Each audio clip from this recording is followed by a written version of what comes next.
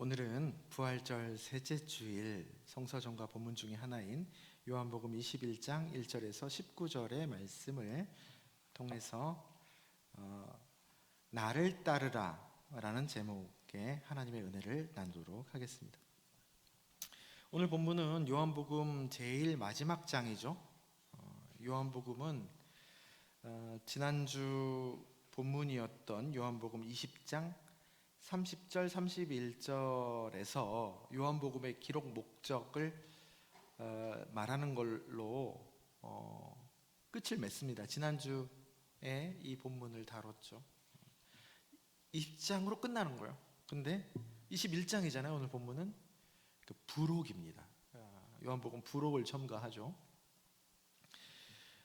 그래서 그런지 이 21장의 내용은 그런 느낌이에요. 왠지 다 이렇게 일을 다 끝내놓고 긴장을 풀고 그렇게 자연스러운 자리에서 맛보는 것 같은 여유롭고 또 애틋하고 홀가분한 그런 느낌이 행간에 묻어 있습니다.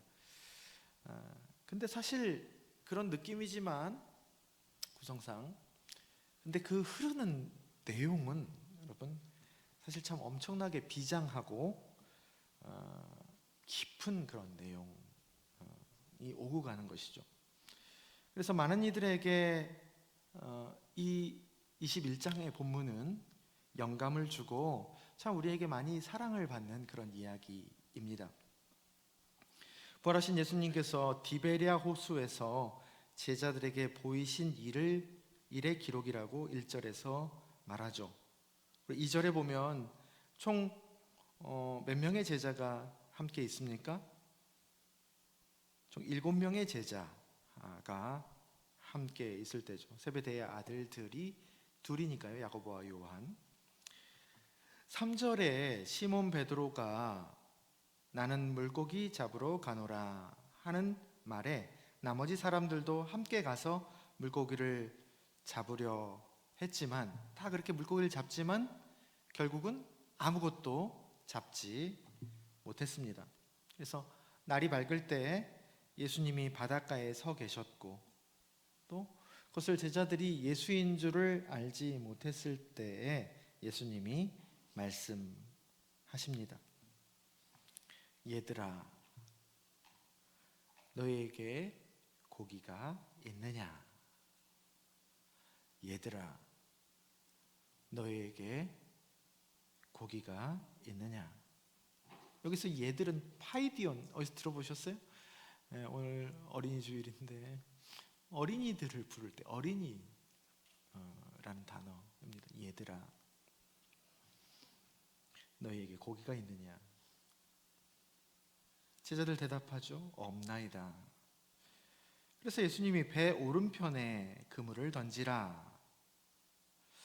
예수님이 말씀하셨고 그래서 그물을 들 수 없을 정도로 밤새도록 고기가 한 마리도 없었는데 예수님의 그 말씀에 그물을 들 수 없을 정도로 물고기가 많이 잡히죠.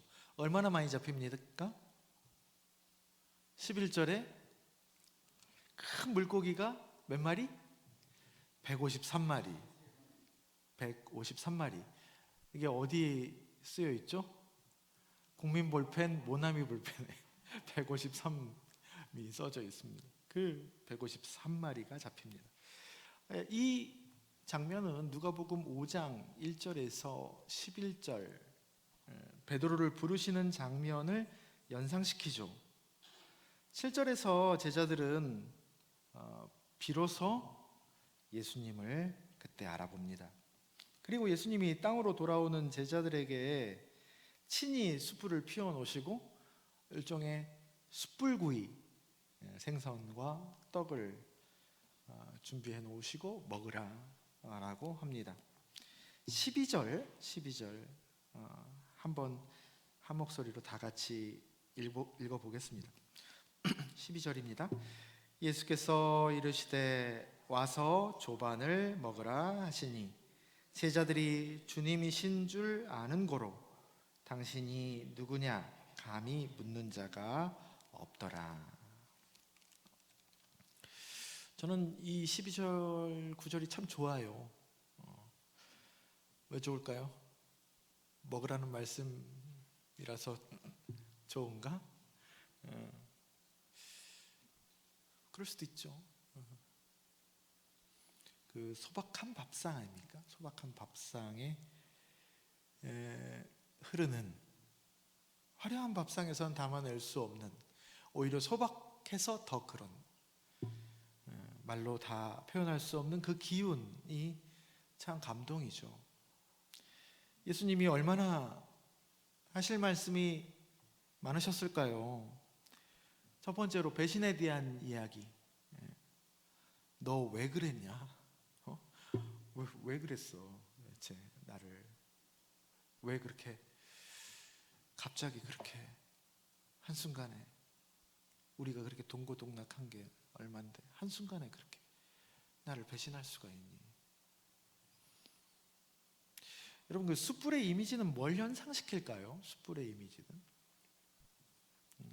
성경에서는 상징을 그냥 아무런 의미 없이 쓰지 않습니다. 다 의미가 있는 거예요. 뭘 연상시킵니까? 베드로가 그날 밤에 예수님을 3번 부인했을 때, 한 번은 불 앞에서 난 주님을 절대 모른다고 하죠. 그것을 떠오르게 합니다. 그리고 여러분, 생선과 떡은 뭐가 떠오릅니까? 생선과 떡으로 인해서 오병이어의 추억이죠. 참 오병이어의 추억, 가슴 따뜻하게 했던 그런 추억입니다. 행복했던 기억이죠. 실제로 요한복음 6장 오병이어 기사를 보면 오늘 본문의 장소인 디베랴 호수입니다. 거기서 재현을 하신 겁니다. 요한복음은 그 오병이어의 사건을 6월절 명절 근처에 이루어졌다고 함으로써 요한복음은 요 오병이어 사건을 6월절 만찬으로 보신 거예요. 그래서 요한복음에는 여러분, 그 예수님 돌아가시기 직전에 성만찬 기록 사건이 따로 기록되지 않거든요. 요 오병이어 사건을 6월절 만찬으로 본 겁니다. 그리고 난 다음에 부활하시고 나서 그걸 그 디베랴 호수가에서 그 장소에서 재현하신 것이라고 볼 수 있습니다. 13절의 표현이 그걸 충분히 암시하죠. 떡을 떼시고 나누시는 겁니다. 그리고 와서 조반을 먹으라 라는 그 말에 여러분 다 담겨 있습니다. 와서 조반을 먹으라. 배반에 대한 용서, 옛날의 아름다운 추억, 또 그동안 해왔던, 제자들은 그래서 마음을 불편하게 했던 그 십자가 부활에 대한 약속의 회상, 다 끝난 줄 알았는데, 그래서 여기 와서 물질을 할 수밖에 없었는데 그것이 끝이 아니라 새로운 시작이 된다는 것, 그리고 그 안에 네 맘 다 안다 라는 말, 그 마음이 와서 조반을 먹으라, 와서 아침 먹어, 일로 와서 밥 먹어라, 밥은 먹고 다니냐? 라는 그 말에 다 포함되어 있는 것 아니냐. 그래서 그 말을 알아듣죠. 와서 조반을 먹으라, 그게 단순히 밥 먹으라는 얘기가 아니고 그 의미가 다 담겨져 있는 겁니다. 제자들도 주님이신 줄 아는 고로 당신이 누구냐 감히 묻는 자가 없더라.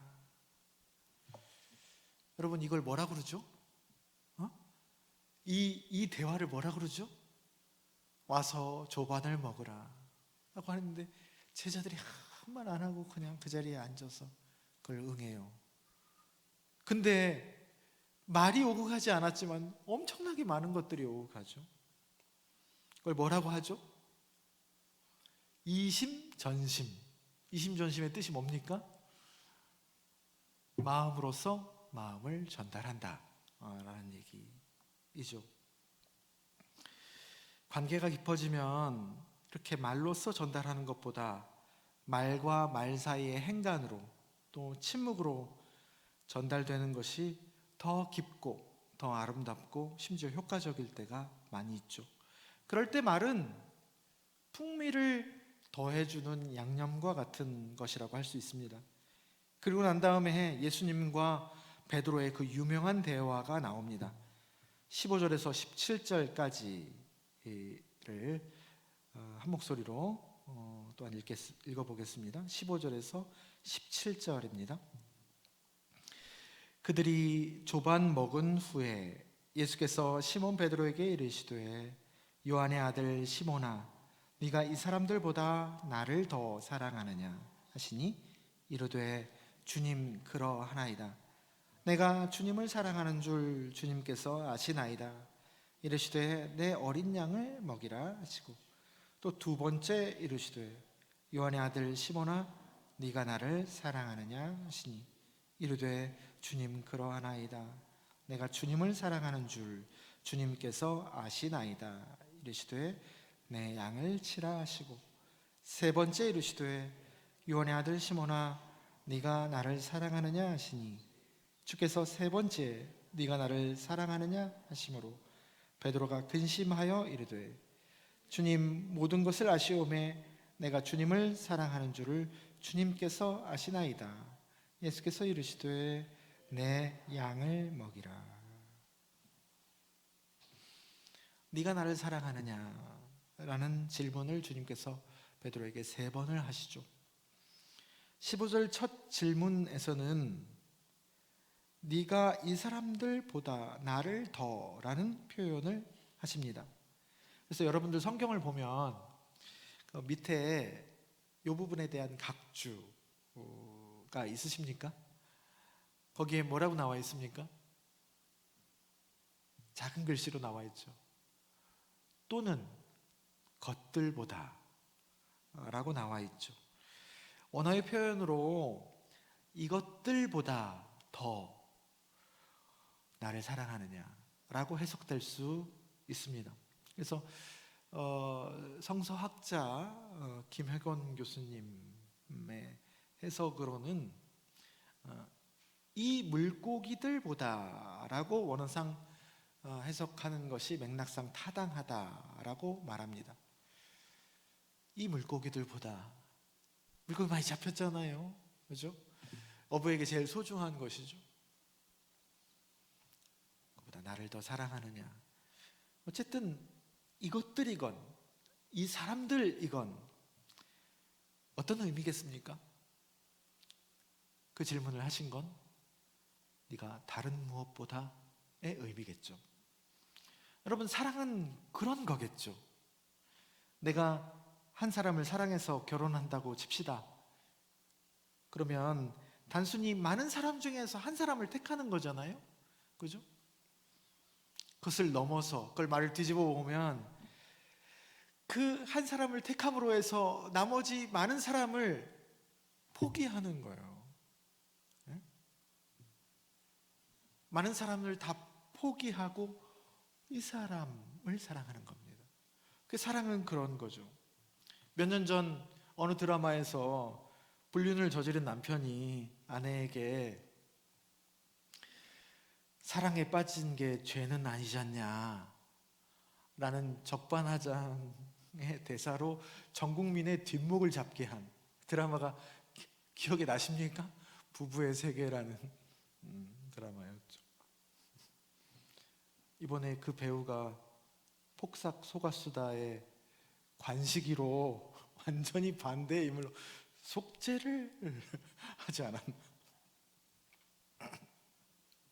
전 국민의 분노를 끌어올렸다가 전 국민의 감동을 주는 인물이 됐죠. 여러분 자식 셋이 있어도 셋을 다 사랑하죠. 안 아픈 손가락 없죠. 근데 그 한 명 한 명을 놓고 보면 그 한 명 한 명을 그렇다면 셋이면 33%씩 사랑하는 거냐? 그렇지 않고 한 명 한 명을 다 100으로 사랑하는 것이 수학적으로 계산할 수 없는 사랑의 신비입니다. 하나님도 그래서 천하를 만드셨고 천하 한 생명 한 생명, 특히 사람들 한 사람 한 사람을 다 귀하게 여기지만 그 천하보다, 그 천하를 합친 것보다 나 하나를 어떻게 생각할까요? 그 천하분의 1만큼 나를 사랑하는 것이 아니라 그 천하보다 나 하나를 더 소중하게 여기시는 게, 그것이 우리가 수학으로 풀 수 없는 하나님의 사랑이겠죠. 주님과 우리 사이에 그렇게 흐르는 것은 그래서 어떤 일도 아니고 사명도 아니고 어떤 기능도 아닌 너무 순수해서 배타적일 수밖에 없는 사랑이 주님과 우리 사이에 흐르는 겁니다. 나 외에는 다른 신을 섬기지 말라. 나는 질투하는 하나님이다 라는 말씀이 어떻게 보면 하나님은 너무 속이 좁아, 하나님이 질투를 한데 좀 넉넉하시지 라고 생각할 수도 있겠지만, 여러분, 이 사랑의 관점에서 보면 사랑의 언어인 거예요. 사랑의 언어. 너도 나밖에 없, 나도 너밖에 없어 라고 흐르는 언어죠. 다른 차원의 언어죠. 하나님이 뭐가 부족해서 우리에게 목을 그렇게 매다십니까? 그만큼 우리를 동등한 사랑의 파트너로 귀하게 보신다는 것입니다. 그래서 그런 질문을 나만 사랑해라 라는 말이 아니고 결정적인 순간에 우선순위를 말하는 것이라고 볼 수 있습니다. 3번 물어보시거든요. 네가 나를 사랑하느냐? 이 사람들, 이것들보다 나를 사랑하느냐? 네가 나를 사랑하느냐? 네가 나를 사랑하느냐? 라고 3번 물어보시는데, 원어를 보면 단어가 다 달라요. 그 사랑에 해당하는 단어가. 첫 번째, 두 번째는 아가파오입니다. 아가파오는 어떤 단어가 떠오릅니까? 아가페죠. 아가페 동사입니다. 아가파오라는 동사를 씁니다. 그리고 3번째 예수님이 질문에는 필레오라는 동사를 씁니다. 필레오는 어느 단어가 연상됩니까? 필로스, 필라소피에서 지혜를 사랑하는 것이 필라소피잖아요. 철학. 그 필로스가에서 온 필레오라는 동사이죠. 단어는 다르지만 맥락상 같은 말이라고 보는 성서학자들도 있고, 아니고 단어 그대로 아가파오는 아가페, 신적 사랑이죠. 필레오는 신적 사랑만큼은 아닌 인간적인 사랑입니다. 그래서 그 각각의 의미를 두고 해석하는 그런 견해들도 있습니다. 그래서 오늘 읽은 개역개정 성경에서는 다 3가지 질문 다 네가 나를 사랑하느냐라고 똑같이 번역을 했는데, 여러분 새한글 성경 읽고 계십니까? 새한글 성경 읽고 계십니까? 에서는 요걸 좀 반영해 놨어요. 처음 2번의 물음은 네가 나를 사랑하느냐라고 똑같이 개역개정처럼 번역해 놨는데, 3번째 질문은 네가 나를 좋아하느냐로 다르게 번역해 놓았습니다. 그 말은 네가 나를 사랑하는 건 아니더라도 날 좋아는 하냐? 라고 예수님이 낮춰서 물어보신 게 아닌가. 재밌는 것은 베드로는 제가 주님을 사랑합니다 라고 대답했을 때 3번 다 필레오로 대답한다는 겁니다. 어떻게 보면 솔직한 거죠. 예수님이 베드로의 대답에 맞추어서 마지막에는 그 눈높이를 맞춰서 질문 계속 필레오로 대답하니까 주님이 낮춰서 그래 좋아는 하냐? 라고 물어보신 게 아닌가. 그리고 그 사랑 고백을 하시고 바로 사명을 주시죠. 주님의 양을 맡기십니다. 내 어린 양을 먹이라. 내 양을 치라. 내 양을 먹이라. 이것이 그 유명한 베드로의 소명 또 부르심의 사건입니다. 누가복음 5장 1절에서 11절까지의 사람 낚는 어부로서 부르시는 그 약속을 요한복음 버전으로 요 부활하신 사건을 통해서 재확인하신 겁니다. 여러분, 하나님의 부르심 또 그 소명은 겉보기에는 이렇게 상황과 부름받은 이의 은사와 능력, 기질에 따라서 다 다르죠. 다 다릅니다. 그러나 공통적인 게 있습니다. 하나님의 부르심과 소명에는 공통적인 게 무엇이냐? 공통적인 게 무엇이겠습니까? 고난입니다, 여러분. 답 중에서 제일 듣기 원하지 않은 답이죠. 십자가의 길입니다. 이끌림의 길입니다. 모세, 엘리야, 이사야, 예레미야 다 부르심을 받아서 그 길을 갔지만 다 그랬죠. 오늘 병행본문 사도행전 9장에 보면 사울, 즉 사도 바울의 다메섹 체험이 나옵니다. 회심 체험이죠. 예수의 제자를 박해하려고 다메섹으로 가는 길에 부활하신 예수님을 극적으로 만나게 되는 장면입니다. 그리고 그 사건으로 인해서 부활의 증인으로 그 사도 바울은 180도 변합니다. 그러면서 오늘 소개된 병행복문 이후에 나오는 9장 15절 16절에 보면 주님께서 아나니아라는 사람을 통해서 바울의 소명을 확인시켜 주죠. 그렇게 말씀하십니다. 주님이 이 사람은 내 이름을 이방인과 임금들과 이스라엘 자손들에게 전하기 위하여 택한 나의 그릇이다 라고 말씀하시고, 그가 내 이름을 위하여 얼마나 고난을 받아야 할 것을 내가 그에게 보이리라 말씀하십니다. 다시 말하면 주께서 택한 나의 그릇인데 그 그릇에 담을 내용물이 뭐라는 거예요? 에? 고난을 채우겠다는 거예요. 택한 나의 그릇으로 내가 불렀는데, 택했는데 그 그릇에 담을 내용물이 글쎄 영광이고 복일 줄 우리는 보통 기대하지 않습니까? 하나님 택했으면. 근데 사실 고난이다 라는 말입니다. 주님도 하나님의 택하심을 받고 오셔서 그 부르심의 내용물이 뭐죠? 고난을 채우시죠. 주님의 잔은 고난으로 채워져 있습니다. 그래서 마가복음 10장에서 내가 마시는 잔을 너희가 마실 수 있느냐? 너희는 너희가 구하는 것을 알지 못한다. 잔뜩 주님의 부르심의 길에 주님의 잔만 탐나는 거죠. 그런데 감당할 수 있겠느냐라고 물어보시는 겁니다. 그 잔의 내용물은 고난이기 때문입니다. 그래서 오늘 본문 18절 19절에서도 베드로를 사명으로 부르시면서 이렇게 말씀하시죠. 우리가 18절 19절의 말씀을 함께 읽습니다. 18절 19절입니다. 내가 진실로 진실로 네게 이르노니 네가 젊어서는 스스로 띠띠고 원하는 곳으로 다녔거니와 늙어서는 네 팔을 벌리리니 남이 내게 띠띠우고 원하지 아니하는 곳으로 데려가리라. 이 말씀을 하심은 베드로가 어떠한 죽음으로 하나님께 영광을 돌릴 것을 가르치심이로라. 이 말씀을 하시고 베드로에게 이르시되 나를 따르라 하시니.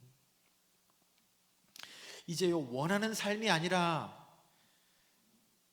하나님이 원하시고 하나님이 뜻하시는 삶으로 이끌려가게 될 것이다. 다시 말하면 고난과 죽음으로 향하는 여정이 될 것이다 라고 주님이 말씀하시는 것이죠. 그리고 난 후에 베드로에게 말씀하시죠. 나를 따르라. 사랑하는 낮은 동산 교회 성도 여러분, 주님이 부르시는 길은 각각 다 다릅니다. 소명도 다 다릅니다. 그 각각의 부르심에 따라서 주님을 쫓아가는 것이죠. 그러나 그 길은 결코 순탄하지 않습니다. 마냥 즐겁지만은 않다는 말이기도 하겠죠. 그러나 그거는 주님이 부르신 그 길은 나에게 주어진 내 본질과 연결된 영혼의 일입니다. 그래서요, 딜레마요. 이거 감각적으로는 가기 싫은데 안 갈 수가 없는 거예요. 예레미야의 고통이, 엘리야의 고통이 거기서 나오는 겁니다. 광야에서의 길처럼 앞으로 갈지도 못하고 뒤로 가지도 못해. 고통이 그렇게 많지만 그렇기 때문에, 주님이 이끄시는 길이기 때문에 그건 분명 기쁨이고 행복입니다. 오늘 서신서 병행 본문 역시 요한이 쓴 묵시록이죠. 요한계시록 5장에 보면 예수 그리스도의 소명의 길, 그 고난과 죽음의 길, 그 끝이 어떻다라는 것이죠. 네? 참 좋다, 참 찬란하다라는 것을 오늘 병행 본문 요한계시록 5장에서 기록하고 있는 거예요. 하나님에게 부르심을 받은 인생이 다 그렇죠. 그렇게 인생은 겉보기에는 결국 녹록지 않고, 시편 90편 모세의 말대로 짧은 인생, 우리가 자랑할 것은 수고와 슬픔뿐이지만 그래도 아름답고 숭고한 것이죠. 각각에게 주어진 달란트, 또 은사와 재능, 그 소명과 부르심을 행하는 원동력이 뭐냐? 주님을 사랑하는 것입니다. 양을 먹이고 치고 하는 것이 사명을 부여받았을 때 자격이 뭡니까? 목회하면서 저는 많이 느꼈어요. 자격이 뭘 것 같아요? 양을 칠 능력이나 최소한 양을 사랑하는 마음은 있어야 될 거 아니에요. 근데 그걸 묻지 않으시고 네가 나를 사랑하느냐, 주님을 사랑하는지 물으셨습니다. 그리고 그것에 대해서 필레오 정도로 대답을 했죠. 그러니까 내 양을 먹이고 쳐라 라고 얘기를 한 겁니다. 주님이 우리에게 이끄는 그 힘든 길을 걸어갈 때는 다른 무엇보다도 능력이 필요한 게 아니에요. 주님을 사랑하는 마음, 겨자씨만한 그 마음, 그게 부르심의 원동력입니다. 그 말은 우리를 부르시고 맡겨진 그 일은 저 깊숙하고 내밀한 영혼의 일임을, 사랑으로 작동되는 일임을, 그것이 고통스럽지만 우리의 본질을 생기 있게 하는 통로임을 말해줍니다. 사랑이 부르심의 동기여야, 그래서 누가 뭐라고 해도, 알아주지 않아도, 이득이 혹 안 되어도, 힘들어도 다른 것과 비교하지 않고 묵묵히 걸어갈 수 있습니다. 예레미야도 그만두려고 했었죠. 나 이거 때려치겠다, 내가 무슨 부귀와 영화를 누리려고 이렇게 고생을 하나 라고 했을 때, 그때 그 마음을 먹고 나서 다시 돌아오죠. 내가 다시는 여호와를 선포하지 아니하겠노라 하니까 나의 마음, 나의 영혼이 불붙는 것 같아서 골수에 사무치니 답답하여 견딜 수 없나이다 라고 합니다. 그 고통이 더 많은 거예요. 영혼의 고통이, 영혼의 일이었기 때문입니다. 보네포 목사님도 자신이 부름받고 걸어간 그 길이 어떤 길임을 알고 가셨죠. 고난과 죽음의 길임을 직감했습니다. 그러나 그건 자신의 영혼의 일이었음을 또한 알았습니다. 그래서 보네포 목사님의 가장 대표적인 책 제목이 오늘 예수님의 마지막 부르심인 나를 따르라 이죠. 그 부르심에 단순히 따라간 겁니다. 그래서 우리 주일학교 가들리 플레이 저번 주까지 사순부활의 7주간의 이야기의 끝맺음, 7주간의 이야기를 우리 아이들이 잘 견뎌주고 들어줬어요. 이 복리식 이야기를. 그게 이거였습니다. 하나를 들고 왔는데, 십자가 사건이죠. 십자가 뒤에는 부활이 있죠. 부활의 이면에는 역시 십자가가 있습니다. 그래서 이 둘은 결코 떼거나 분리할 수 없는 겁니다. 이것이 바로 부활의 신비이죠. 이 이해할 수 없고 설명할 수 없는 이 신비가 모든 것을 변화시킵니다. 오늘 어린이 주일 이기도 하죠. 우리가 이 귀한 존재들에게 무엇을 전달하고 선물할까? 이 부활의 신비를 진실하게 전하는 것이 아닐까? 주님이 부르시는 너의 영혼의 일을 찾아내기를 응원하고 기도하고, 그 길은 설령 꽃길이 아닐지라도 힘들고 고된 십자가의 길일 수도 있겠지만, 그럼에도 불구하고 사람을 아름답고 행복하게 해주는 생명의 길, 너희를 사람답게 하나님의 형상이 주어진 생기 있게 만들어주는 그 부활의 길임을 먼저 간 증인으로서 알려주는 것이 다음 세대에게 선물할 최고의 선물이 아닐까라는 생각이 들었습니다. 이런 은총이 우리와 우리 다음 세대에게 풍성하게 있기를 주님의 이름으로 축원합니다.